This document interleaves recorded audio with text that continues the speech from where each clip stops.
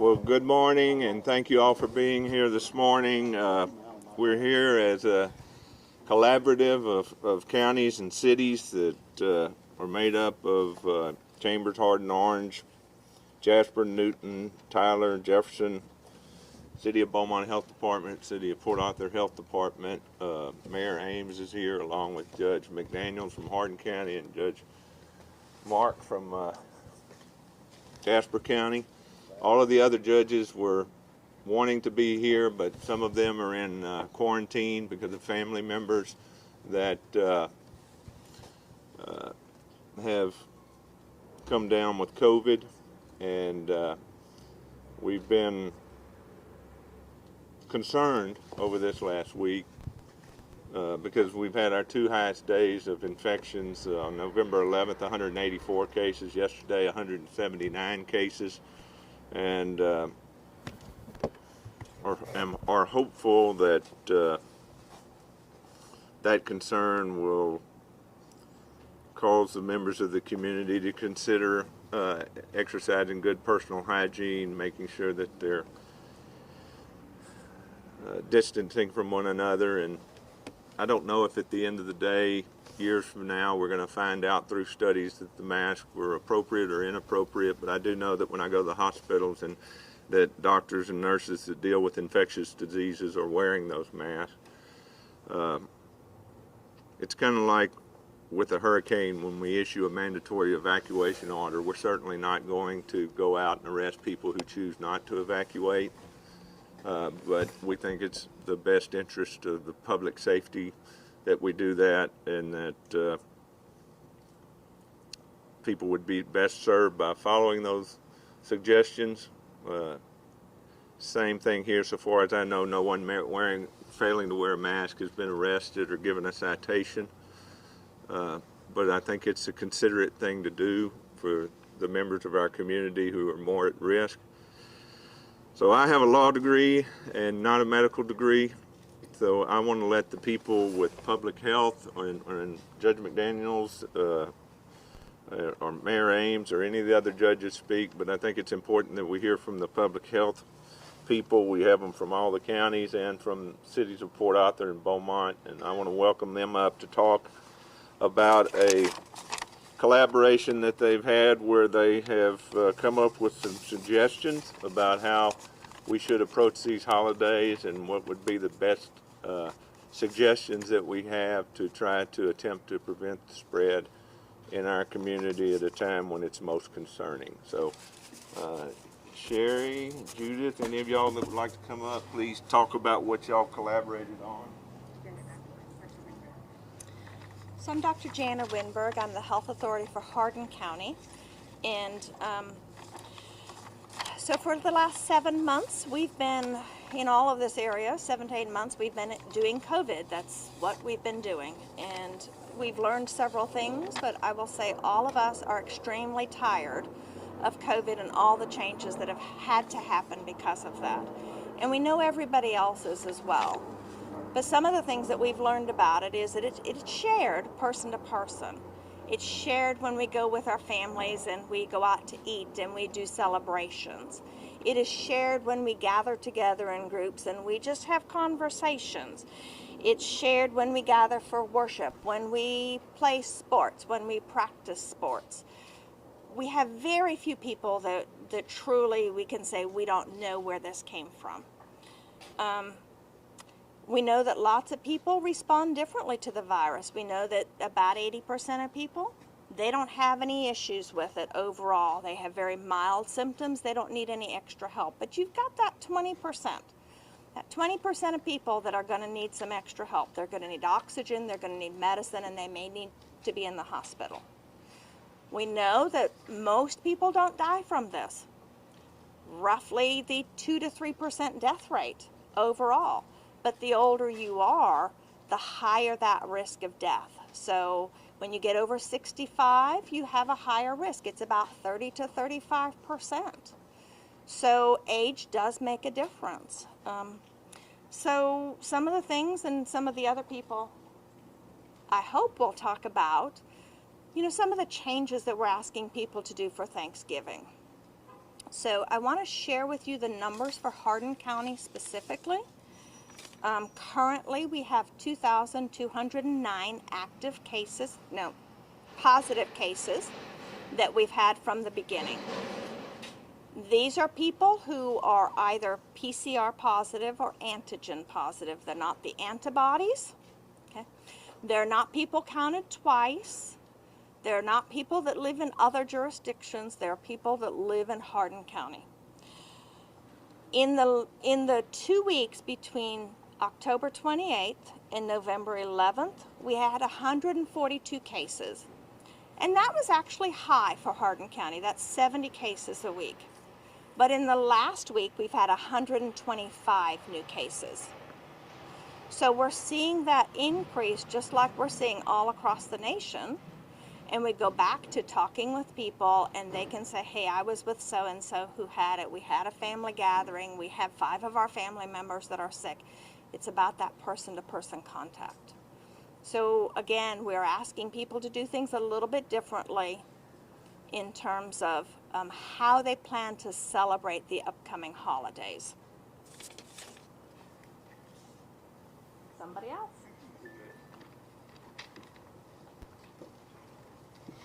Good morning.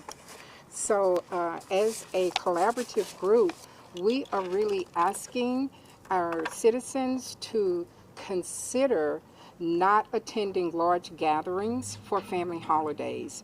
We want to keep those Thanksgiving and Christmas meals and parties only with the people that we live with. Inviting someone else into your home is taking a risk. So that's what we're asking people to consider. We have looked at people possibly sharing their Thanksgiving meals via Zoom. Like Dr. Winberg has just said, we know how the virus transmits, how it transmits. And it transmits when people are together within 6 feet wearing masks. So we want to be sure that we are being very, very careful. And typically we have our Thanksgiving dinners inside. So we know that the virus usually circulates better inside than it does outside. So we want to be sure that we're getting this message across. So in the past 10 days, the city of Beaumont has seen 355 cases and 3 deaths. So that is an average of 35.5 cases per day for 10 days. That's a lot. We see our numbers increasing. We see that, we know that our hospitalizations are increasing. So we want to be sure that we're not at a point after the holidays like we were after the 4th of July and Labor Day, when we saw just a significant increase in these numbers.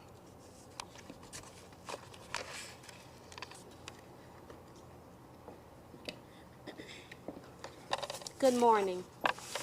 First of all, I just want to tell you that if you're going to travel during the Thanksgiving holidays, we want you to make sure that you understand that it increases your chances of developing COVID. You want to check travel restrictions before you go. Make sure you get your flu shot because we are right in the middle of flu season. Always wear a mask when you're in public settings, and just make sure that you wash your hands as often as possible. Use the hand sanitizers, those basic non-pharmaceutical measures that we've talked about since the beginning of the pandemic will work if we just try to follow those guidelines.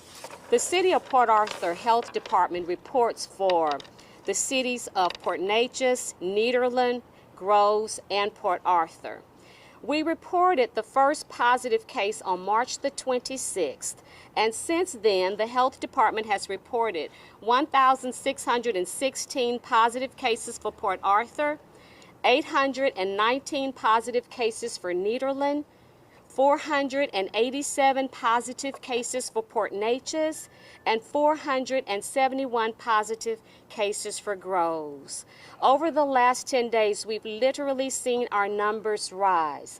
Many of these individuals have mild to moderate symptoms, but some of them are hospitalized. And unfortunately, we are still reporting deaths. We are currently following about 415 active cases at this time. For Port Arthur, we have reported 42 deaths, 4 for Port Neches, 13 for Nederland, and 4 for Groves. And whereas we give you these numbers, these are people's lives, and we just really want our community to understand that when you're out and about and you're doing those things that we've asked you not to do, it not only puts you at risk, but it put those that you love at risk. Thank you. Hi, my name is Mary Beth Bess. I'm the Health Services Director for Chambers County. I just want to echo what my colleagues have said today. Things right now are not business as usual. In times of crisis, I think that people in Southeast Texas pull together really well. We do come together, and that's what we're asking now, is for everyone to come together by staying apart, following all those non-pharmaceutical interventions that we've been pushing from the start. Like everyone said, hand washing, masking, social distancing, and we get it. We know from behind the scenes that everyone is tired. We have families. We're also tired of COVID-19. We just need everyone to push through this thing. Our cases in Chambers County have increased. Our active cases have increased by 200% since the 1st of November. Yesterday, we reported our highest case count since July 18th. With 29 new cases just in one day.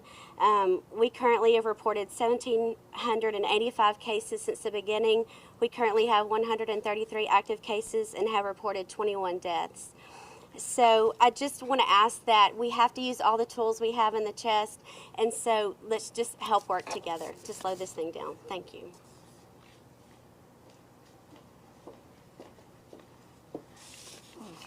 Hi, I'm the Health Director for Hardin County Health Department. My name is Sharon. We're also responsible for Orange County COVID cases. And as of today, I'm sorry, I didn't realize I still had it on. Hi, my name is Sharon Whitley, and I'm the Health Director for Hardin County.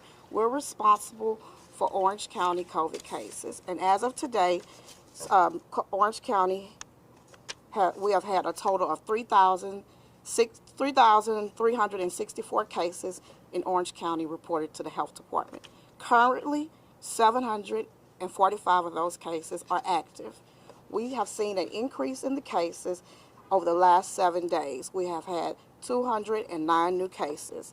And the message that we would like for everyone to, that we're trying to get out to the general public health need help. And you can help us by following the CDC guidelines, and that way you can, and by following the guidelines, you can keep your family members, your co-workers, and your church members safe during this holiday season.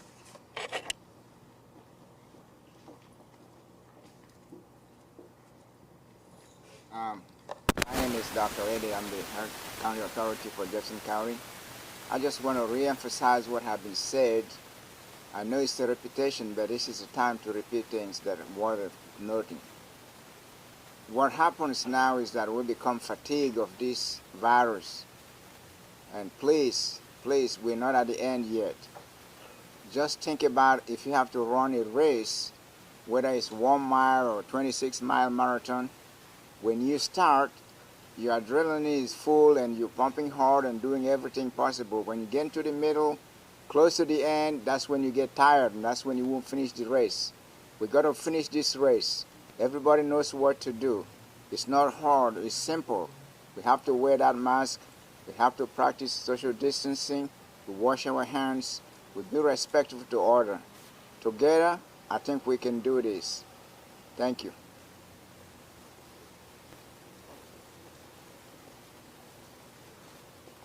I want to mention that our request for cooperation today is really several faceted.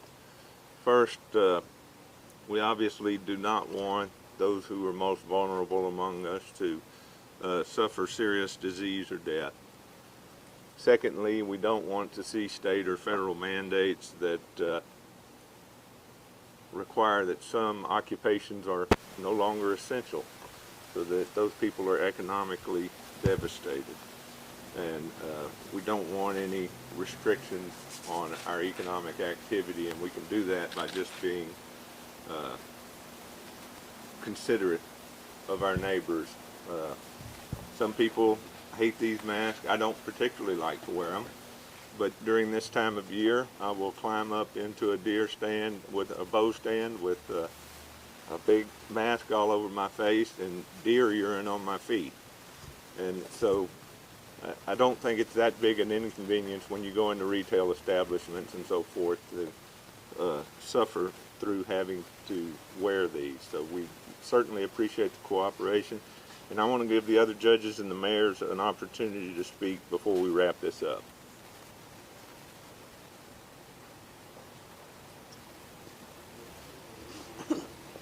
Thank you, Judge Brannick. We are our brother's keeper. We need to remember that. That's what it's all about. I'll give you a breakdown of Jasper County first. We've got 28 active cases right now. It's not too bad. We've got about 921 positive cases since March, since this began, so that's pretty good. However, we've lost 34 souls, which those numbers aren't as high as other parts of the country or the state, but some of them were friends of mine. And some of them were our county employees. One of them was an elected official. And they're going to be forever gone. So what we need to do is we need to remember that during the holidays. We need to look at each other. We need to look at our families. We need to identify who has somebody in their household that's immunocompromised. We need to identify our co-workers and who they may have. And we need to remember that. You know, I'm like Judge Brannick and everybody else up here. Nobody likes wearing these masks. And even if you're not doing it for yourself, just as a precaution, just in case, it's a good idea to do it just to help maybe save a life. I mean, that's what it's all about.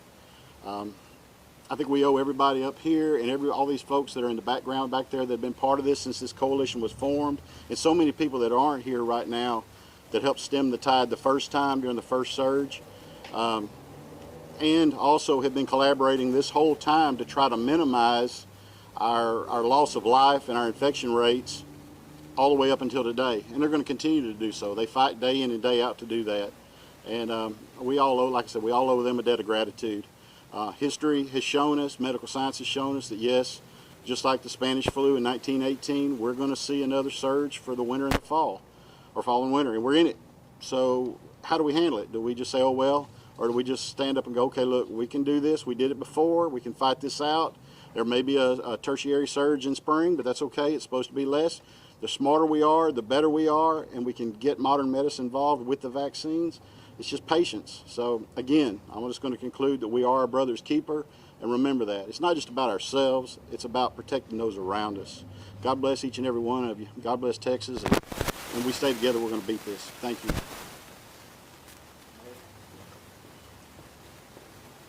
Good morning, Becky Ames, Mayor of Beaumont. I'd just like to thank everyone for this coalition, the cities and counties working together to make a better area.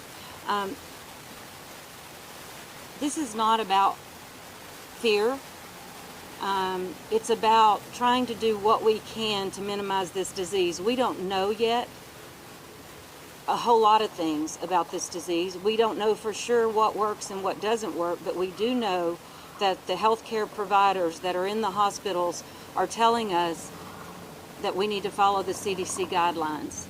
So with that said, one of the things that is concerning to me is I talk to doctors frequently, actually a few of them this morning, and the last thing that we want to happen is for our healthcare system in our area to be overrun.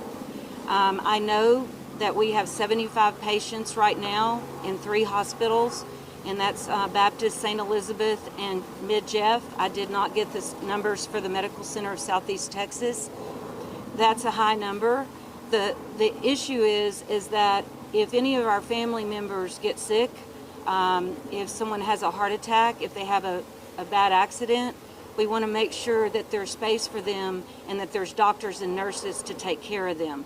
That's the biggest concern that I have. I think that it is without a doubt that could happen, and we don't have resources for mobile right now. We are working on getting that, but if we need to do that, the very last thing I'd like to say is, none of us like doing this. I really don't either, and whether you believe in it or not, that's your choice. However, the thing that we need to remember is we don't want our healthcare systems overrun.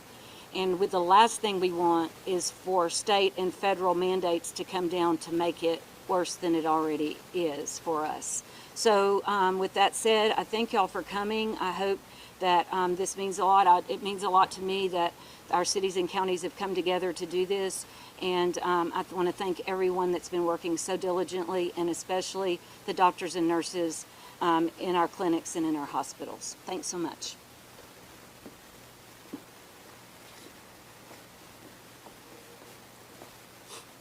Well, first I'd like to say good morning to everyone again, and ask everyone from our region, in each county, in this county, Jefferson County, please, please, I plead, I beg, listen to the scientists, listen to the professionals on this.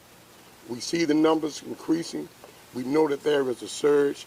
Thank the county judge for having this and calling us all together to ask you to begin this holiday season doing it the right way. It's a new normal, but we can get through it. We've made it these past 8 to 10 months. We can do it again. Hopefully, it'll be shorter than a year, but even if it's longer than a year, let's put our minds into doing it the right way so that we can sustain life. That's all we can ask. You be vigilant. Wear the mask. Continue to sanitize. Don't be in these large groups, and we'll get through this, okay? God bless you, and thank you. All right. I think that's all we have today. If anybody had any questions of our health professionals, you can feel free to talk to them. And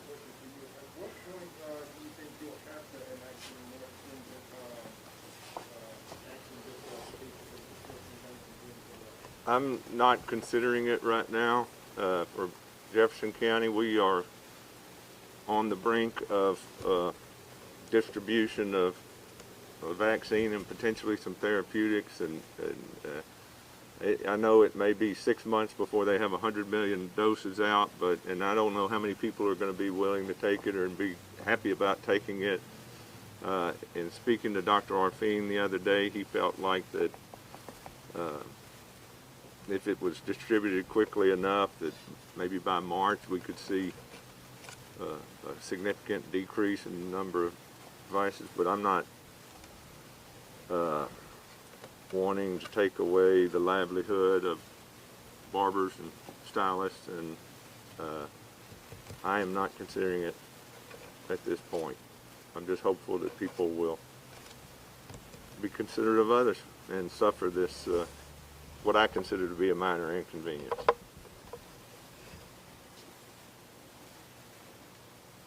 questions for the healthcare professionals, public health professionals?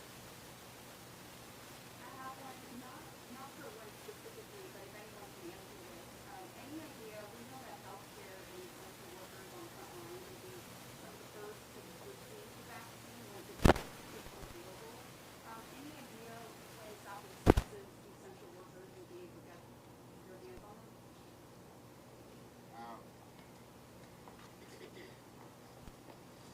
Well, to the best of my knowledge, we don't have a concrete answer to that question, but it's in preparation.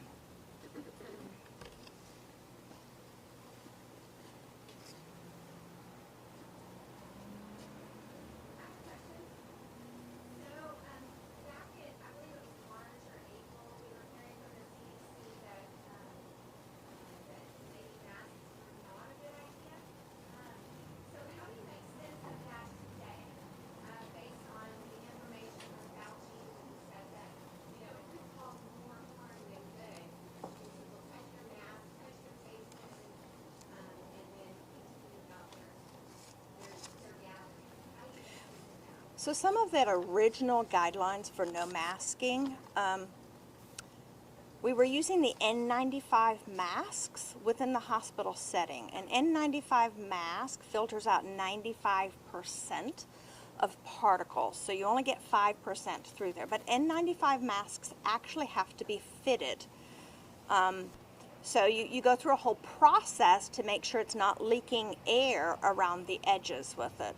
We also had limited supply of masks. So the goal was to really make sure we had enough masks within healthcare, because in the hospital settings, those are the people that were going to be working with people who were busy coughing in their faces, basically. The other thing is, in terms of when you look at the healthcare personnel and as they're dressed out for being protected, not only are they wearing a mask, they have goggles on, they have shields on, they have the complete gowns on, and they have gloves on. None of their skin was actually exposed.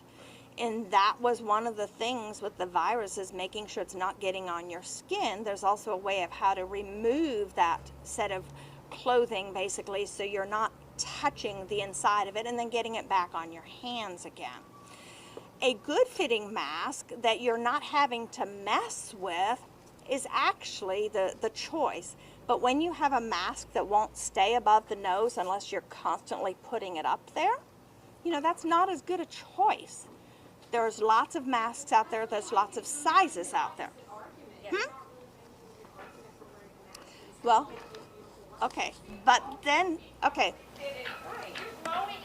My kids' basketball team last night, put the mask on, take the mask off. Put the mask on, they're on the floor. So now let's get to the other piece of that.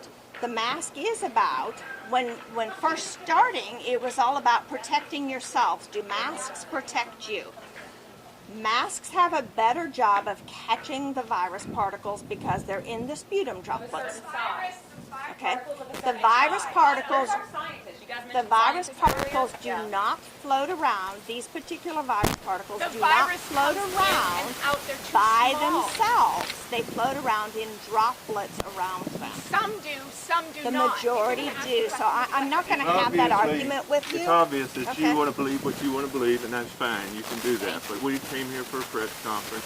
They're doctors. They believe what they believe. I know that whenever I go to a hospital and I go into an area where patients are being seen for infectious disease, that the doctors and nurses are wearing masks, and they're wearing them to protect themselves. I don't know eventually what we're going to find out, but I consider it a very small burden on me to do this. So we didn't come here for an argument with you. You can believe what you want to believe. I understand what you believe, and that's fine, but we're not going to sit here and have a public argument. Yes, sir. You asked for questions. We just wanted to ask a question. My question, again, goes back to the explanation from Fauci and the CDC at the beginning. He really did say it could do more harm than good. So my question goes back to that. Very succinctly, just like any guidance, this is a novel virus, number one, very new. We have to wait until research comes out through clinical trials, through outcomes and hospitalizations to find out what's the best method to approach this thing. As research outcomes came out, CDC updated their guidance, and thank goodness they did. How many times has the American Academy of Pediatrics updated their guidelines? Put a baby on their back, put a baby on their side. Thank goodness they do. So in this situation, as we have better outcomes, we have better guidance. And so that's why we have pushed forward. It is one of the tools we have in the chest. So thank you for the questions. It gives me the opportunity to tell people that we will continually update guidance as we have better outcomes and better research. So thank you. Does anyone happen to know the numbers of heart disease, the deaths of heart disease in our community versus COVID? I'm just curious. I don't know if you know. No. Thank y'all so much for being here today. We appreciate you.